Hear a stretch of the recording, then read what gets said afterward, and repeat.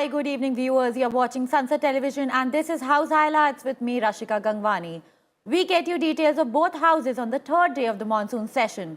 But before that, a look at the headlines. Lok Sabha and Rajya Sabha adjourned for the day amid continued protests by opposition parties over rising inflation and levy of GST on daily essentials. Lok Sabha Speaker Om Birla expresses displeasure at protest, reminds members that the House is for dialogue, not for sloganeering. Lok Sabha takes up matters of urgent public importance under Rule 377.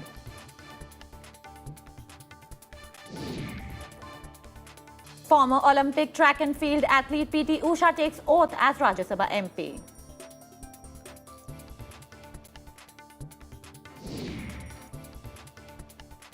Beginning with the upper house today, Rajya Sabha proceedings were adjourned for the day amid continued protest by opposition parties over rising inflation and the levy of goods and services tax on daily essentials. As soon as the House resumed in the afternoon, Deputy Chairman Harivansh called Congress member Shakti Singh Gohil to speak on the Weapons of Mass Destruction and the Delivery Systems Amendment Bill 2022. Opposition parties led by the Congress disrupted his speech with protest and sloganeering. Despite repeated requests by the Deputy Chairman, the protest continued, forcing adjournment for the day. 21st July 2022.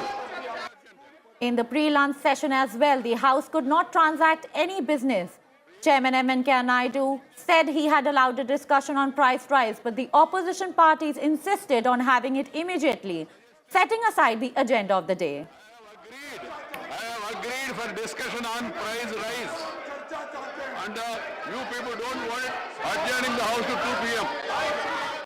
Earlier, soon after listed official papers were laid on the table, Chairman Naidu allowed Leader of Opposition Mallikarjun Kharge to briefly mention the subject on which he and others had given a notice under Rule 267.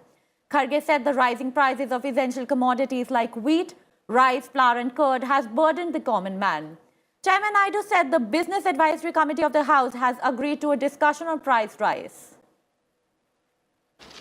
Rule 267 के तहत मैंने बढ़ती हुई महंगाई पर और जो ज़रूरी चीज़ें हैं, खासकर आम आदमी को उसका परिणाम भुगतना पड़ रहा है और इस महंगाई की मार सिर्फ महिलाओं को ही नहीं, बच्चों से लेकर बूढ़े तक और 140 करोड़ जनता को इसका इफेक्ट हो रहा है. Rajya Sabha Chairman M. Venkaiah Naidu reconstituted the panel of Vice Chairman. Sasmit Patra, Bhupneshwar Kaleta, Indu Bala Goswami, Dr. L. Hanumantai, Tiruchi Siva, V. Vijay Reddy have been nominated to the Vice Chairman panel by the Chairman. In the absence of the Chairman and the Deputy Chairman, one of them presides over the House. While nominating members of the panel, the Chairman usually gives consideration to the strength of various parties in the House and may also consult their leaders. On the opening day of 250th session, 18th July, I had announced the reconstitution of panel of Vice Chairman with the following members: Sri Bhuvanesh Karita, Sindhu Bala Goswami, Dr. L. Hanumantaya, Sri Tiruchi Siva, Sri V. Vijay Sai Reddy, Dr. Sasmit Patra. And I have also decided to nominate 2 more members, namely Sri Suken Sekhar Roy and Srimati Vandana Chavan to this panel. These 8 members will be in the panel for the current session because the chairman has to nominate this. I am the chairman for till the current session. The new chairman comes and he is at liberty to continue or change. That's why that word has been added. Renowned former Olympic track and field athlete PT Usha took oath as Rajya Sabha MP today. She was nominated to the upper house by the government on July 6. Usha, a celebrated athlete born in a small village in Kozhikode district in Kerala, is one of India's most iconic sportsperson. In the year 1984 Olympics, she missed winning India's first medal in track and field in a photo finish as she stood fourth in women's 400-meter hurdles and lost the bronze medal by 100 of a second. Usha is a recipient of Arjuna Award and the Padma Shri. पिलाकुंडी तके परम्बिल उषा जो राज्यसभा की सदस्य नाम निर्देशित हुई हूँ, ईश्वर की शपथ लेती हूँ कि मैं विधि द्वारा स्थापित भारत का संविधान के प्रति सच्ची श्रद्धा और निष्ठा रखूंगी। मैं भारत की प्रभुता और अखंडता अक्षुण्ण रखूंगी तथा जिस पद को मैं ग्रहण करने वाली हूँ उसके कर्तव्यों का श्रद्धापूर्वक निर्वहन करूंगी। We'll take a short break and be right back on the other side with more session updates.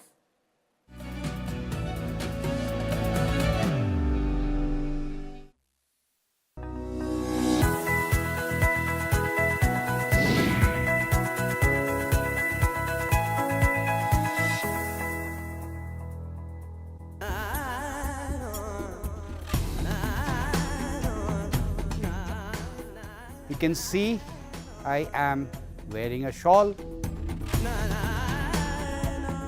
In this episode, we will travel from Kerala to Kashmir and we will be in conversation with Aditi Desai, one of India's most extensive collectors of shawls.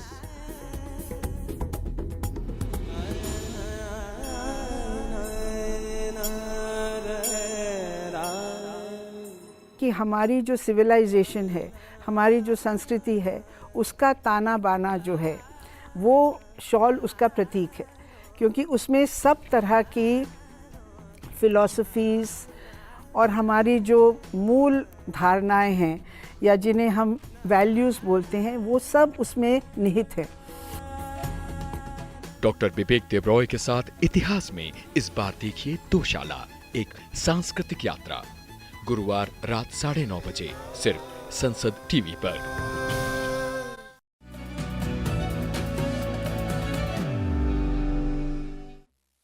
Welcome back. This is House Highlights. Now moving on to Lok Sabha for the third straight day. Lok Sabha proceedings were adjourned amid protest by opposition members over price rise and the imposition of GST on some daily use items. Opposition members, including members from the Congress, DMK, TRS and left parties, walked into the well soon after the House met, seeking to raise the issue of rising prices. Speaker Om Birla assured members that he would allow discussion on these issues during 0 hour if they returned to their seats. He stressed that such conduct is not appropriate for the decorum of the House. माननीय सदस्यगण, ये सदन चर्चा और संवाद के लिए है और मैं चर्चा करने के लिए आपको प्रश्नकाल के बाद आपका शून्यकाल के अंदर मैं आपको अलाउ करूंगा। उपभोक्ता मामले के मंत्री यहाँ पर बैठे हैं, वरिष्ठ मंत्री यहाँ बैठे हैं। ये सदन चर्चा संवाद के लिए, नारेबाजी और तख्तियों के लिए नहीं है। आप सदन की गरिमा को गिरा रहे हैं, ये लोकतंत्र के लिए उचित नहीं है। ये हमारे लोकतंत्र का सबसे महत्वपूर्ण काल, अमृत काल खंड चल रहा है। आप चर्चा करें, संवाद करें, सहमति करें, असहमति करें, आलोचना करें, सबको अलाउ करूंगा। लेकिन एक प्रक्रिया होती है, प्रश्नकाल के बाद मैं आपको शून्यकाल के अंदर अलाउ करूंगा। लेकिन आपका ये रवैया संसदीय व्यवस्था के लिए उचित नहीं है। मैं पुनः आग्रह करूंगा, उसके बाद मैं आपसे आग्रह भी नहीं करूंगा। आपको मैं फिर कह रहा हूं कि आपको प्रश्नकाल के बाद में शून्यकाल के अंदर बोलने की अनुमति दूंगा।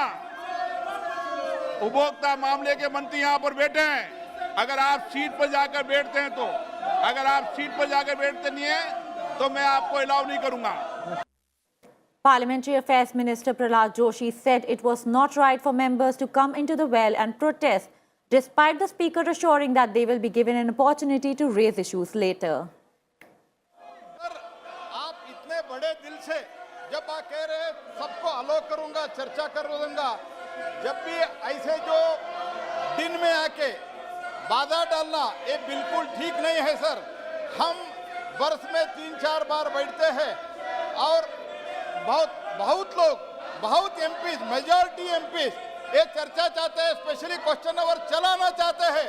उस तरफ भी कुछ लोग क्वेश्चन आवर चलाना चाहते हैं।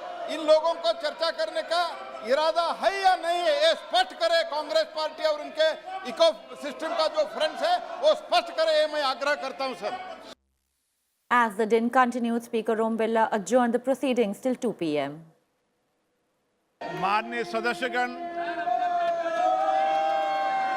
मैं आपसे आग्रह करता हूं कि ये सदन चर्चा और संवाद के लिए आप सब चुनकर आए हैं। आप अपनी बात सदन में रखें, मुद्दों को सदन में उठाएं।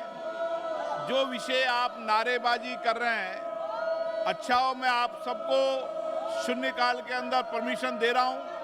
आप अपनी सीट पर जाकर बैठें। शून्यकाल के बाद आपको बोलने का मौका दूंगा। आप अपनी बात चर्चा से देश की जनता के सामने पहुंचाएं।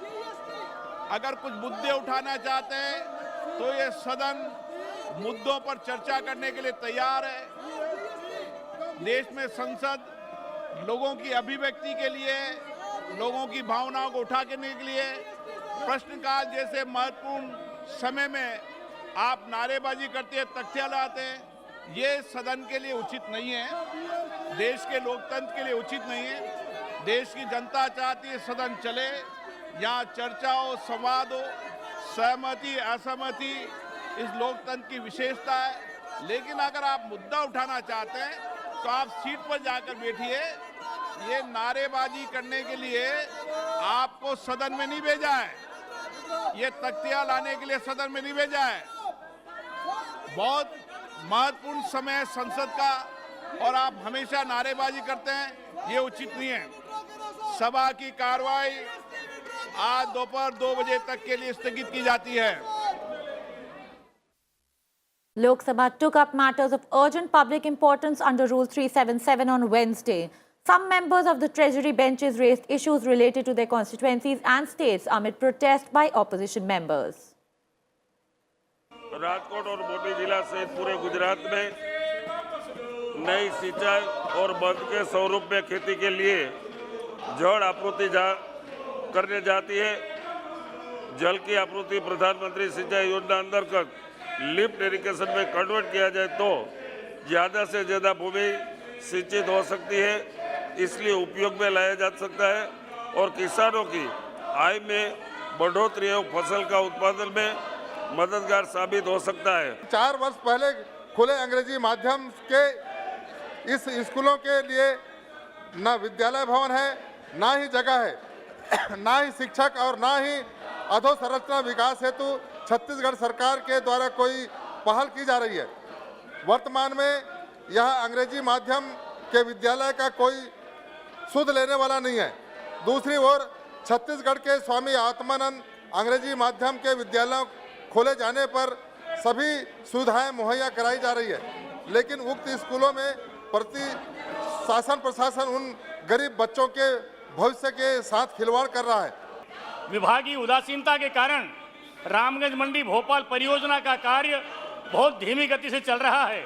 मैं माननीय रेल मंत्री जी से अनुरोध करता हूं कि कृपया इसे गति प्रदान कर शीघ्रातिशीघ्र पूर्ण करवाने की कृपा करें। कि मेरे संसदीय क्षेत्र अंतर्गत नेशनल हाईवे NH 351 महुआ सावरकुंडला अमरेली वड़िया जैतपुर जो कि 2015 में प्रधानमंत्री जी के द्वारा घोषित की गई थी, इसका काम बहुत धीमी गति से चल रहा है। हाल ही में जो रोड है वो 10 मीटर की है और अभी से जो वार्षिक योजना की घोषणा हुई है इसमें भी ये रोड 10 मीटर का बन रहा है।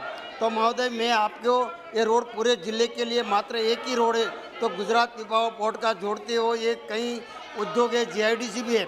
अंत में मैं आपसे माध्यम से माननीय मंत्री जी से आग्रह करता हूँ कि इस रोड को नए रूप से 45 मीटर का जमीन अधिग्रहण किया और 4 लेन बनाया जाए। संविधान में लोहरा लिखा गया, लेकिन सन 1906 में संविधान संशोधन अधिनियम 48/2006 के द्वारा लोहरा का हिंदी रूपांतर लोहरा कर दिया गया, जिसके कारण लोहार समाज को मिलने वाला अनुसूचित जनजाति का अधिकार छिन गया, क्योंकि बिहार में लोहरा और लोहार नाम का कोई जाति निवासी नहीं करती है। Matters of urgent public importance were raised during zero hour in Lok Sabha. आज संपूर्ण बिहार और खासकर मिथिला का क्षेत्र भीषण जल संकट का सामना कर रहा है। कभी अत्यधिक बाढ़ तो कभी सुखाड़ शायद इस क्षेत्र के लोगों के लिए नियति ही बन चुकी है। In order to augment the resources of the state of Andhra Pradesh, which has been bereft of its former resources post the reorganization of the state in 2014, it is the need of the hour for the union government to provide financial support to the state in the construction of such fishing harbors to our state. Several important issues were taken up during question hour in Lok Sabha amid protest by opposition parties over price rise. Since the start of monsoon session of July 18, question hour has been disrupted due to opposition protests. So far, Lok Sabha has been unable to transact much business. मैं पुनः एक बार इन गोदाम के संबंध में पूछना चाहता हूं, महासमुंद जिले के दूरस्थ अंचल सीमावर्ती क्षेत्र सरायपाली बसना में क्या एफसीआई स्वयं का अपना गोदाम बनाएगी, मैं मांग करता हूं। साथ ही इन दूरस्थ क्षेत्र से महाराष्ट्र चावल जाते हैं, जिनमें 3 बार परिवहन होता है, एक बार सड़क मार्ग से, फिर रेल मार्ग से, फिर सड़क मार्ग से। 3 बार परिवहन होने से खाद्यान्न की गुणवत्ता कम होती है तथा भाड़े भी ज़्यादा लगते हैं। मैं सरकार से मांग करता हूं कि सड़क के माध्यम से ही एक ही बार परिवहन की जाए। माननीय अध्यक्ष महोदय, छत्तीसगढ़ में भंडारण की क्षमता पर्याप्त है। राज्य सरकार के स्वयं के और भारत सरकार के वहाँ गोडाउन की कमी नहीं है, जितनी उपज होती है उससे अधिक भंडारण क्षमता है।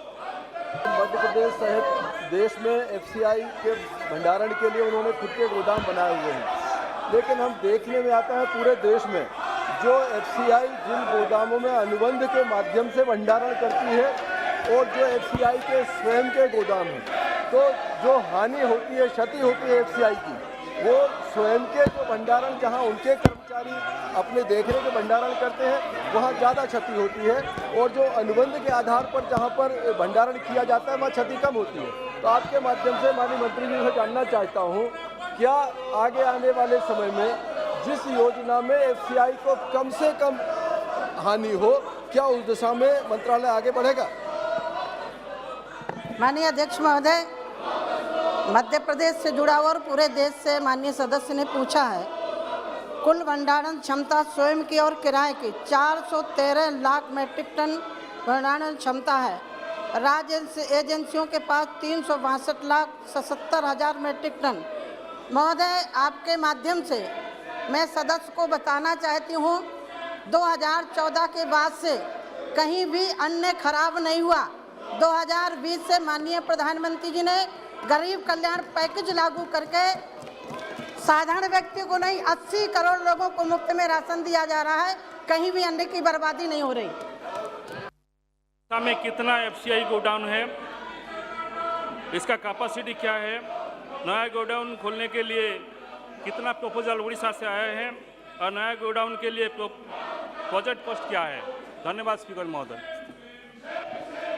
माननीय अध्यक्ष महोदय, पूरे देश के लिए मैंने अभी आपको बताया था, उड़ीसा के लिए हमारी सरकार पूरे देश के लिए सतत प्रक्रिया है और उड़ीसा में अपने गोदाम केवल 565 हैं और किराए पर 1552 गोदामों की कमी नहीं है। माननीय अध्यक्ष महोदय, गोडाउन की व्यवस्था हमारी सरकार लगातार कर रही है। मैं माननीय सदस्य के सामने एक विषय जरूर रखना चाहती हूँ, ये जो साथ में खड़े हैं, मैं उनको भी एक संकेत देना चाहती हूँ। अभी माननीय सदस्य ने कहा कि गेहूँ चावल बर्बाद हो रहा है। यदि मैं 2014 के पहले जाऊँ तो कितना बर्बाद होता था, ये आंकड़े में प्रस्तुत कर सकती हूँ। आज कहीं भी वेस्ट नहीं हो रहा है। हाँ, कहीं बरसात के कारण या बाढ़ आने के कारण कहीं भी वेस्ट नहीं हो रहा।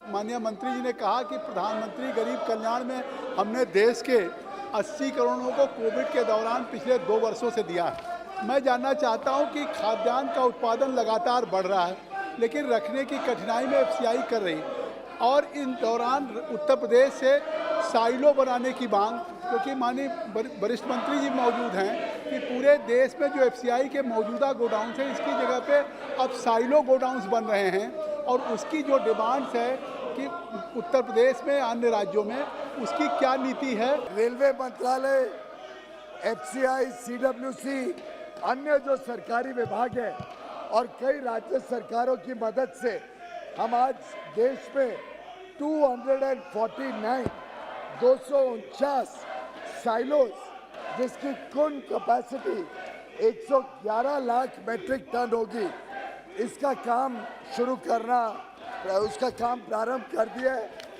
हर एक प्रदेश में जहाँ जहाँ आवश्यकता दिखी वहाँ पे ये साइलोस आ रहे हैं, ये हब एंड स्पोक मॉडल में आ रहे हैं, जिससे एक जगह पर बड़े पैमाने पे चावल को लाया जाएगा और फिर छोटे छोटे इलाकों में, क्षेत्रों में स्पोक्स के माध्यम से ये चावल लोकल उपलब्ध होगा। That's all we have in today's bulletin. For daily updates of the Parliament news, keep watching Sansad TV. Thank you.